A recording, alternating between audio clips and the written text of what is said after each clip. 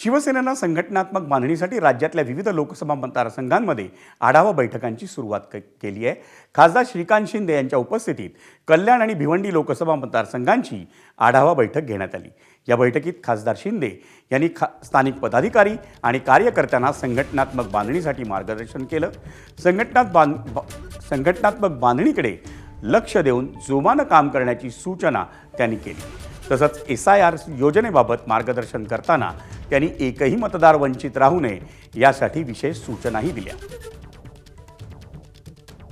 कल्याण आणि त्याचबरोबर ठाणे लोकसभा याचा आढावा बैठक जी आहे त्या आयोजित केलेली आहे। माननीय मुख्य नेते उपमुख्यमंत्री एकनाथ शिंदे साहेबांच्या नेतृत्वाखाली आम्ही सगळे लोक, नरेश म्हस्के जी असतील, रवी फाटक जी असतील, मी असेल, नवीन संपर्क प्रमुख म्हणून देखील जबाबदारी जी आहे ती नरेश म्हस्के असेल, विभागीय संपर्क प्रमुख रवी फाटक यांना जबाबदारी मिळालेली आहे।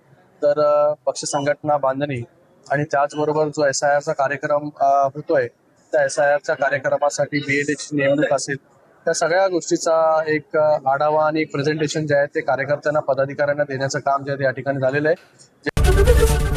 ABP माझा, उघडा डोळे बघा नीट।